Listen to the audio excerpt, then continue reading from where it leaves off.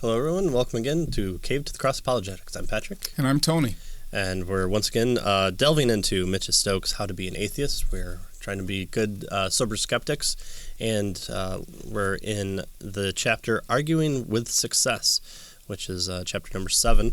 And we just kind of last week dismantled science, and we're really beating it up. And is it providing us truth, or is it just providing us theories that are helpful? So that's kind of where we're at. We're taking a look at kind of the instrumentalist approach, which is not so much does a theory provide us truth, but do the theories that we have are they useful? Or can we utilize what they say to produce what we would consider successful things like technology, or just advancing the argument that we're putting forth. So right. So Stokes is suggesting that a sober skeptic should consider the position of instrumentalism. Right. So realism says the reason why that scientific theories work is because they're true, and the entities, the things that they posit that we can't, the unobservable entities, really do exist. There really are quarks, right? That sort of thing. The instrumentalist says, well, wait a minute, why do we want to even go that route, right?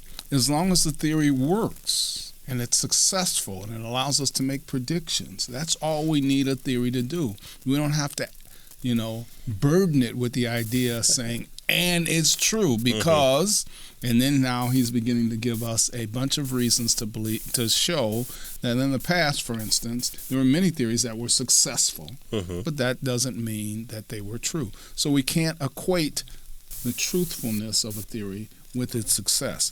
His argument is, as we will recall, is that science works. Science says that naturalism is true. If naturalism is true, then of course there's no God, and therefore, since science works, there is no God, right? And he's trying to attack the issue of, well, wait a minute. Yes, it does work, but that doesn't necessarily mean it's true, right? And that's an instrumentalist position. His next position then, or his next issue here is the subtitle here says, but these are the best theories ever. So clearly, they must be true. Right? Right. In fact, this is known. This argument has come to be known as the no miracles argument. Right. And basically, the idea here is the positive argument for realism is that it is the only philosophy that doesn't make the success of science a miracle. Right. In other words, science is so successful. It's gotten us to the moon, as we, all those types of things. So it would be a miracle if it wasn't true, right? That's the miracle argument for science, and of course he doesn't really buy that. Right? That's the most important argument, positive argument for realism, which is science gives us all the theories are aiming at truth, and they give us truth. Right? You could take any point of the scientific literature throughout history, and you could make the claim, but these are the best theories ever, and then they get all overturned or dismantled, or there's a complete cultural or revolution in scientific understanding where we throw out all of them and start over, or come to a new conclusion. So yes, they're the best theories ever because they're here right now. Yeah. So what he's going to do now is look at the most successful theories that we have right now, the most confirmed theories that we have right now. And the first thing he does is he says the founders of those theories had instrumentalist views, right? So he says isn't nearly as he says. We consider the instrumentalist view of the founders of the general relativity and quantum theory. So those are the theories that he wants to look at here. These theories, one of the couple of the most successful theories that we had, their founders had instrumentalist views. Now, the first one, general relativity, we say, wait a minute, no, Mitch. Einstein was a realist. I mean, he said that, science was after truth. Well, what Mitch tells us here is that Yes, later, but initially he was an instrumentalist, right? So he says, consider relativity. Ironically, its founder, Einstein, is famous for his scientific realism, for his view that the goal of science is to get at the truth. Yet in his early days, while developing his theories of relativity, he acknowledges the influence of Ernest Mach and Hume, right, our good friend David Hume. Good old Hume. Especially that of Hume, whose treatise he studied during his early life. Both Hume and Mach were famously skeptical about the truth of unobservable scientific explanations. Einstein's conversion, he says, to scientific realism occurred around 1920, only after he had developed both theories of relativity, both the special and the general theory of relativity. Right? Yeah, I came about this because it worked, but I'm really certain that this is true. So, it's kind of begging after the fact there. Right. So prior to his conversion, he actually presented an argument in a paper in 1916, The Foundation of the General Theory of Relativity, in which he says that general relativity takes away from space and time the last remnants of physical objectivity. That is, space and time are not real entities according to this paper. Yeah. So, when Einstein developed these theories, came up with these theories, Stokes is telling us that he was a instrumentalist, right? I hold to these because they work, not necessarily because they are true. Right, so an instrumentalist, or another way to characterize instrumentalism, is called non-realism. Right, is even more pronounced in the founders of quantum mechanics. Yeah, a lot. So he talks about Heisenberg, which is Heisenberg's uncertainty principle, and he says that in a paper in 1925. He comes up with this quantum theoretical mechanics based exclusively on relations between quantities observed in principle. In the body of the paper, Heisenberg not only rejects any references to unobservables, so those pesky things that we kind of just say exist, but we're not sure. He also moves away from the very idea that one should try to form any picture of a reality underlying his mechanics. So. Whatever gobbledygook you came up with to make the equations work, it's not even worth it. All right. So not only does he posit Heisenberg, but then Schroeder. Good old Schroeder. The cat thing. Wants to either love or hate his cat. That's right. He says, although Schroeder originally tried to visualize what his famous equation said about the unobservable realm, he quickly demurred from any realist interpretation. Yeah. So we have Werner Heisenberg, and we have Schroeder, and then Erwin Schroeder, and then we have Niels Bohr. Again, was an instrumentalist, right? Is famous for his ongoing debate with Einstein about whether quantum theory should be interpreted realistically, right? It is Bohr's notion of complementarity, a kind of uneasy, agree-to-disagree situation between what seem to be contradictory aspects of the subatomic particle, right? The particle is a part way, acts as a particle. No, it acts as a wave. No, it acts as a particle. Well, you can't have it both ways. Well, yes, you can. Right? Yeah. However you want to look at it. Right. So this non-realist position was consolidated at the time of the famous Solvay conference in October 1927 and is firmly in place today. Right. Such quantum non-realism is part of what every graduate physicist learns and practice, right? So if this is right, then today's two main physical theories had instrumentalist or non-realist foundations. Right. So there you go. So even the beginning of the most two famous theories that we hold today, most confirmed theories, probably in the existence of science, had instrumentalist foundations. Right. Yeah. Right? Yeah. I mean. I think he makes a joke later on as any argument that starts out with quantum mechanics says, you can pretty much discount it because no one really quite knows what they're talking about yet. Yeah. He talks about the Copenhagen interpretation of quantum mechanics, which is, basically what we've been looking at here, that there is no...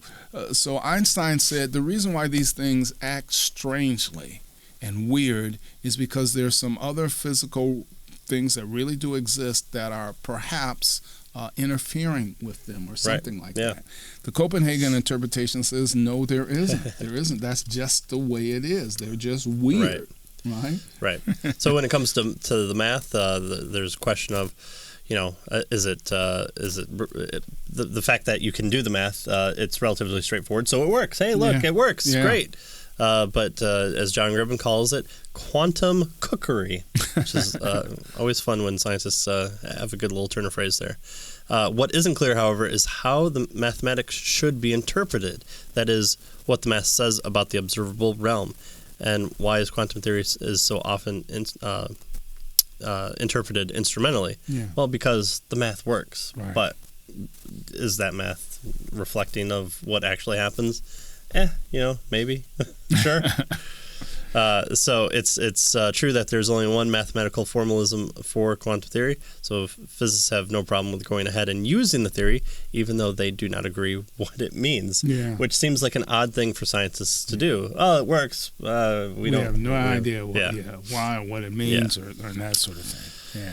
One problem, he says, is that according to quantum mechanics, subatomic particles, like electrons, do not have a definite position and momentum prior to our measuring them. Right.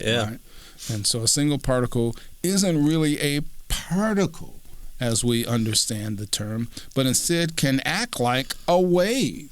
So particles are smeared, he says, ghostly entities unlike anything we can visualize or even imagine. So it's crazy, and yet the theory works, and it's been confirmed. So instrumentalist view about the two most confirmed theories that we have. That is, we don't have to say that the entities that are posited or even the theory itself is true. All we need is a theory that works, that allows us to make predictions, that is successful in that way. And that's all we need, says the instrumentalist. So just as with... in fact, it may not be true. Well, in Newtonian mechanics allowed us to predict where Uranus would be. And so here we're coming up with... or we have theories that are giving us true and useful results. So... Newtonian mechanics was perfect. Well, except now we know it's been replaced by these two. By relativity and quantum mechanics. So just because, again, the point is that just because something works doesn't actually mean that it's true. That it represents true notions of what's occurring in the universe. It just might be helpful to advance the theory or to find Uranus if we ever need to do that again. So it says another way of putting all of this is that quantum theory isn't an explanation of the physical world. It doesn't tell us what's really going on at the subatomic level behind the observable scenes, So it's not really an explanation. It doesn't tell us what's going on, It just allows us to make good predictions and to work with the theory, He quotes John Bell here. Quantum theory does not really explain things. In fact, the founding fathers of quantum mechanics rather prided themselves on giving up the idea of explanation. They were very proud that they dealt only with phenomena. They refused to look behind the phenomena, regarding that as the price one had to pay for coming to terms with nature. It is a fact of history that the people who took the agnostic attitude towards the real world on the micro-physical level were very successful. So not only does it not tell us, not explain, they were proud of the fact that it didn't explain. Which is how we saw the logical positivists viewed science. So we're even... Harkening back to Hume's, fork, and going back to the what happened to academia when the logical positivists came into view. Right. In fact, Stokes tells us, listen for Hume's ghosts and find statement about this fundamental foundational period. The quantum theory, and here's the quote by Arthur Fine. The quantum theory that developed in 1925 to 1927 was quickly interpreted as providing no more than a device for coordinating the outcomes of all conceivable experimental procedures, right? He says, Stokes tells us, and as we saw, this Hume-inspired instrumentalism is popular even among today's physicists. Yeah. Right? So, quantum theory, the most successful theories that we have, the most confirmed theories that we have, began with the founders being instrumentalists and continues, at least the most popular interpretation of it is an instrumentalist interpretation of the quantum theory, right? Right. Next. So, is Hawking, the great Hawking, which recently of this recording, we've actually seen a black hole now, at least in digital form, and we saw the light around it. So he used his ideas of quantum mechanics to come up with these theories, including the theory of a black hole, and he posited that we'd be able to observe it, and people that came after him or worked on it said that something similar would be observed if we ever were to see a black hole like what we have seen recently. And so we should think that what Hawking says about his theory is, well, this is what is true about the world. And so, if his observations come to make accurate predictions like the black hole and what it looks like, then, we should come to realize that it's true. All right. However, that's not what Hawking himself said. Right. So he called, in his book, The Grand Design, he defines his attitude towards scientific theories as model-dependent realism, which turns out to be no realism at all, which it seems that's a lot of what Hawkins did was he turned the phrase in order to talk about something different. Yeah. So he says that according to this realism, our brains interpret the input from our sensory organs and making a model of the outside world. So we form these concepts, but there is no model-dependent test for the reality.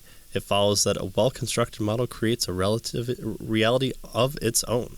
Mm-hmm. So what he's doing is he's using a representationalist theory of perception. Right. So it says that we can never come into contact with the external world, only our cognitive contact with the ideas. We don't ever directly perceive that there's an external world. Right, so we perceive something, and what happens then is our mind makes a mental model of the thing that we're perceiving. It's not the thing in itself, it's a model of it, and that then is what we use to do what we need to do to call our perception and that sort of thing. Right? And that seems kind of weird, but then you also don't go, okay, well, I'm pretty much just a brain in my head, and you never kind of internalize. I'm inside my head. You're experiencing kind of this projection of who you are through your eyes, and you kind of forget about it. It's kind of like how I have my glasses on,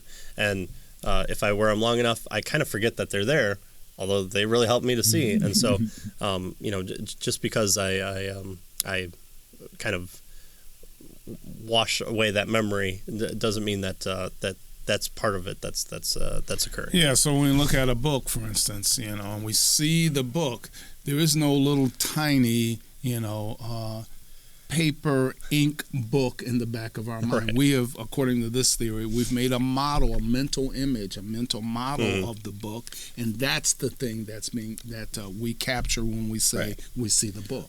Use your imagination. Imagine this book. Oh, I did that. I just did that. I don't need to to see it again or to touch it or anything like that. I can represent it within my mind. It's what we learned at 3 years old about dragons and princesses and stuff. So we see the idea, basically, is what right. this representational realism says. We see the idea of the book and not necessarily the book itself. Right. And that idea is the mental model that we make in our minds, right?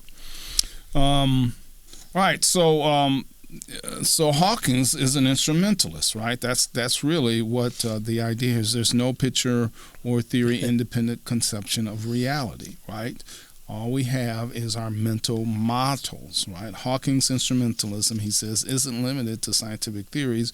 Representational realism means that non-realism infects, as we said with the book here, all our ideas about the external world. Yeah. So everything that we see works like this, right? So everything is, is a realist, or an instrumentalist. We can take on everything that we see, right? Yeah.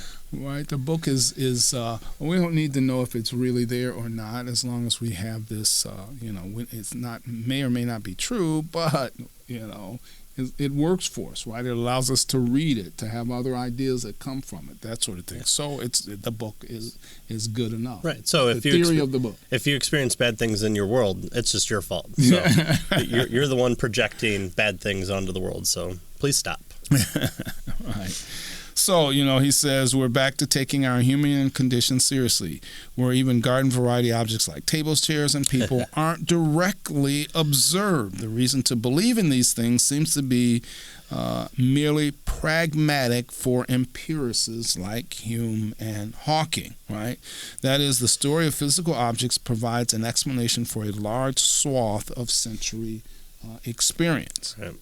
But he says Hawking goes further. His model-independent realism becomes not only an epistemological position about what we can know, right, but a borderline metaphysical position about the nature of reality itself. So we're starting to do philosophy here? Yeah, how about that, this right? This is awful. We're going into uncharted territory. At least for Hawking, right? Yeah, this is what the logical positivists wanted to get away from. They wanted this doesn't help us. That's right. This metaphysical stuff. We don't care if we're in the matrix or not. Stop it.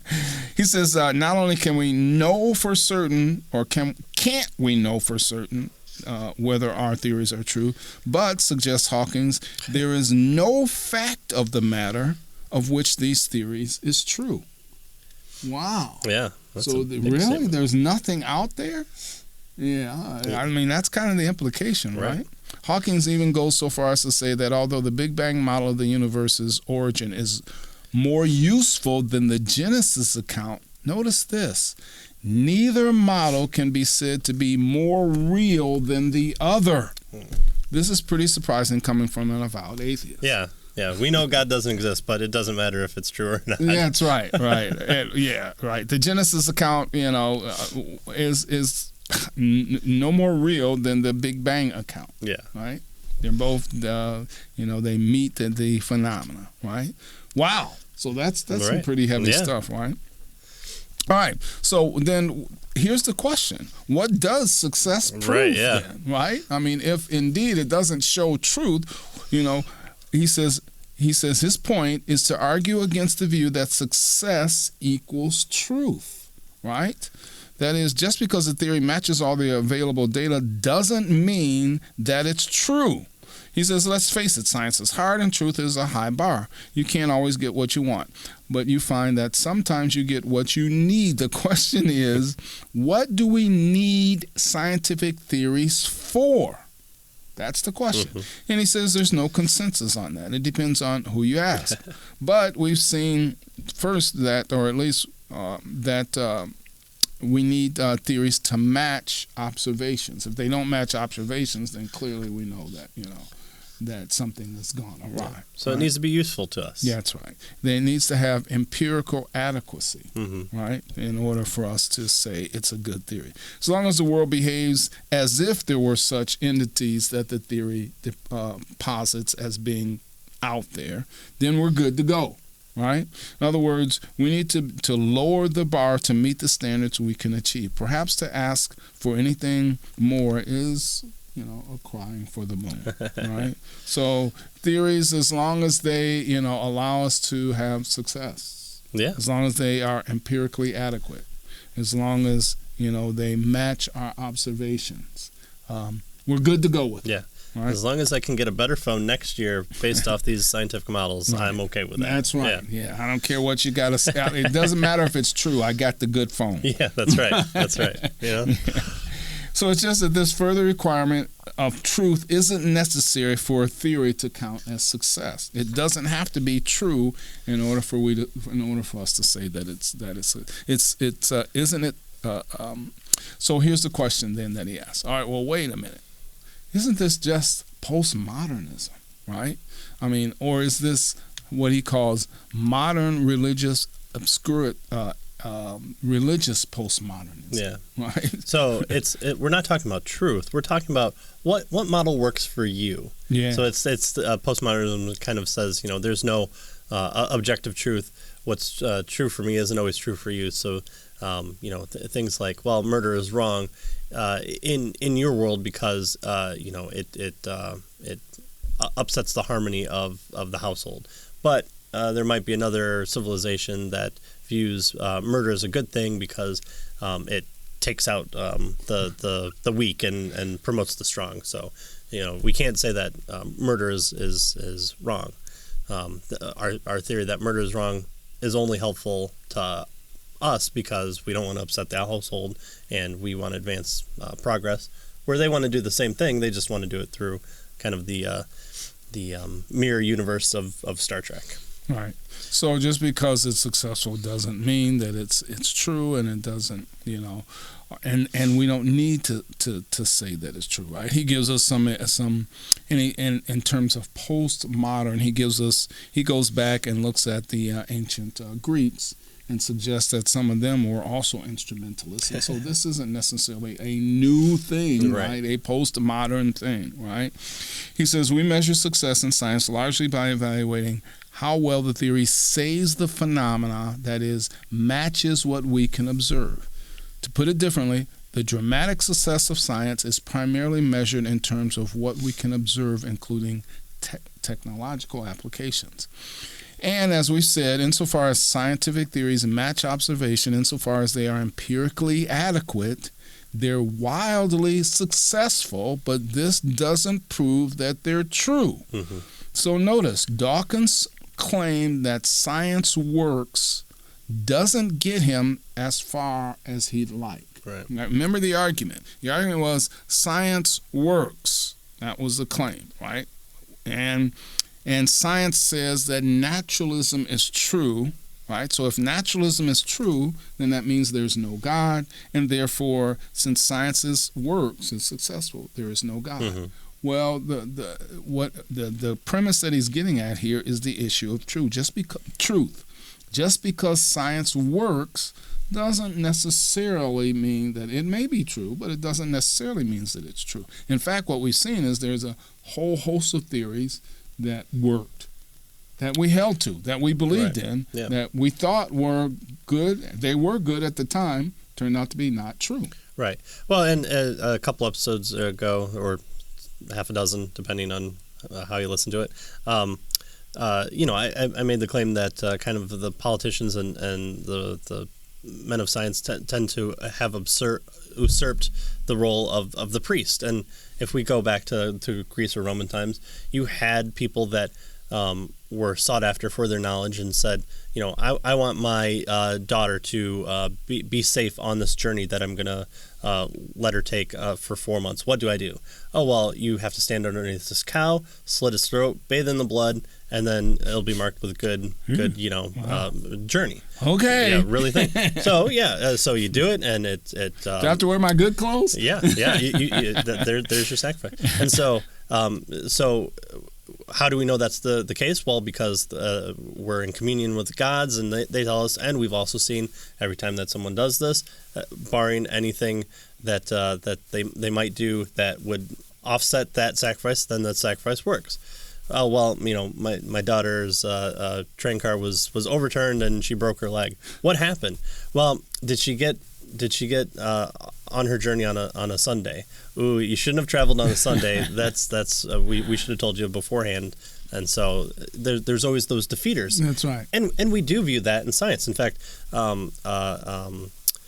Plantinga talks about defeaters in his model, and says that how much do you hold to a belief and you interact with defeaters until you kind of give up that belief. And so even scientists today have these defeatist scales where they come in contact with it and say, well, I don't have to accept that because of whatever it might be. So if we posit things like God, then there are certain defeaters that they can put in place and say, well, maybe the history is wrong, maybe the science wouldn't turn out correctly, maybe I have a bad understanding of what the claim of God is, and so we see what he says is true is that this continuation of kind of replacing priests for scientists seem to be in similar contention here as well. Yeah, good. So he says that there are therefore decent reasons for being skeptical about scientific realism, about whether our current scientific theories give us the sober truth about the world ever beyond observation, right?